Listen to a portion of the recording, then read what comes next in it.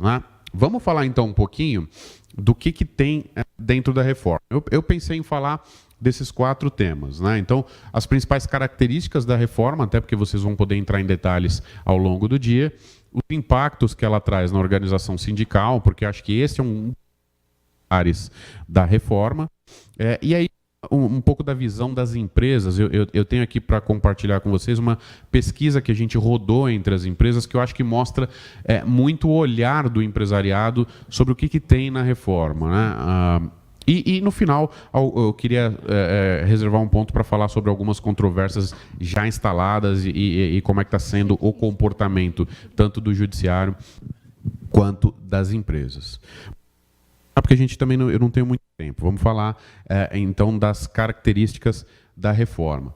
Bom, a reforma é um conjunto de normas, como vocês sabem, que altera basicamente a CLT e algumas outras leis lá esparsas, né? Mas basicamente a modificação é na CLT, e ela altera bastante a CLT. Quando a gente fala bastante, são aproximadamente 100 artigos, mas os artigos que são alterados são artigos relevantes, importantes. Então, como colocou meu colega aqui na abertura, esta é uma reforma realmente profunda, não é apenas uma mudança pequena na legislação ou algo que pode ficar batido. Você pode gostar da reforma, não gostar da reforma, mas o que você não pode é ser indiferente a ela. Nenhuma empresa vai conseguir ser indiferente à reforma trabalhista. Quais são os pilares, as principais características? O que de fato mudou, né?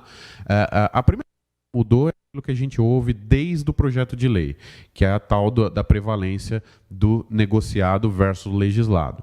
É uma importante mudança, uma mudança bastante profunda que vai trazer uma alteração na forma como as empresas vão tratar com os sindicatos. Historicamente, as empresas brasileiras se acostumaram a tratar o sindicato da seguinte forma: sindicato, e aí eu me refiro ao sindicato dos empregados. Sindicato dos empregados, quanto mais longe ele estiver de mim, melhor é. Eu não quero contato com o sindicato, eu não gosto de ter contato com o sindicato, aliás, dá muito trabalho ter contato com o sindicato. A reforma, ela muda isso. Ela faz com que as empresas tenham contato com o sindicato, né? Por quê? Porque hoje, no acordo coletivo ou na convenção coletiva, ela vai prevalecer em relação à lei, né? E isso faz com que as empresas possam ter uma importante vantagem competitiva. O que eu quero dizer com isso? Se a empresa for fizer uma negociação coletiva onde ela consiga colocar ali no seu acordo coletivo cláusulas que lhe são favoráveis ou cláusulas que, em comparação com seus concorrentes, sejam mais favoráveis, ela vai ter uma importante vantagem competitiva. Isso pode trazer, no longo prazo, benefícios importantes para a empresa. Por isso que essa história de não quero mais negociar com o sindicato, por mim, se ele não vier aqui na empresa melhor, ela vai acabar, né? Então eu tenho que ter o sindicato sim próximo, eu tenho que ter uma boa relação, eu tenho que negociar com o sindicato, eu tenho que aprender a fazer uma negociação coletiva de uma forma mais adequada que possa me trazer mais benefícios. Esta é uma das mensagens que a reforma traz e que vocês vão ter oportunidade de discutir ao longo do dia. A outra mensagem é a criação de novas formas de contratação. Também lá nessas regras alteradas, essas regras criadas na reforma, vocês têm importantes institutos, né? Quando eu me refiro a formas de contratação, a gente tem a terceirização da atividade fim autorizada, né? Que de fato foi autorizada pela reforma. Você tem a possibilidade de contratação de trabalhadores intermitentes, que é uma novidade, que não existia antes. Então, existem várias outras possibilidades ali na reforma. A questão do trabalhador autônomo, que foi de alguma forma ali regulada pela reforma, e depois veio a medida provisória e deu mais detalhes. Mas você tem algumas ferramentas que não existiam ou que eram pouco reguladas, que dão agora uma possibilidade maior de gestão das formas de mão de obra que vocês podem contratar, que é um grande avanço e coloca o Brasil hoje, em comparação com o cenário nacional, internacional, numa posição de melhor competitividade. O pilar que eu gostaria de comentar, e esse talvez seja um dos mais importantes que tem na reforma, eu não sei se sou eu, microfone, eu acho que uma das coisas não está funcionando bem, que é o pilar que eu acho que é bastante relevante, que é o da menor intervenção da Justiça do Trabalho.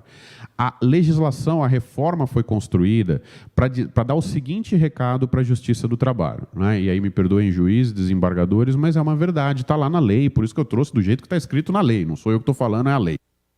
A lei dá o seguinte recado: Justiça do Trabalho, você tem que parar de legislar.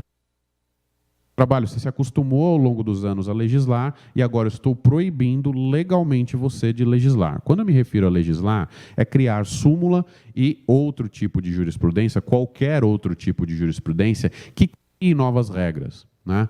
Uma pesquisa que o escritório fez, depois a gente conversou muito com alguns ministros do TST, e ficou que entre 2012 e 2013, em apenas, então, portanto, no intervalo de um ano e meio, o TST ele editou 38 súmulas que criavam direito, que criavam regras que não estavam em lugar nenhum. Para olhar a súmula e procurar regra no ordenamento jurídico, você não vai achar. Portanto, o TST criou 38 novas súmulas. E isso não existe em lugar nenhum, né? O papel do judiciário é julgar, não é legislar. Então a reforma ela vem como uma reação a essa intervenção da Justiça do Trabalho. Então ela dá o recado claro à Justiça do Trabalho que ela tem que parar de legislar. E esse é um importante legado, isso dá segurança jurídica para as empresas, para os trabalhadores também, porque eles vão ter ali a certeza de quais são as regras, ou idealmente vão ter essa certeza, né? Então de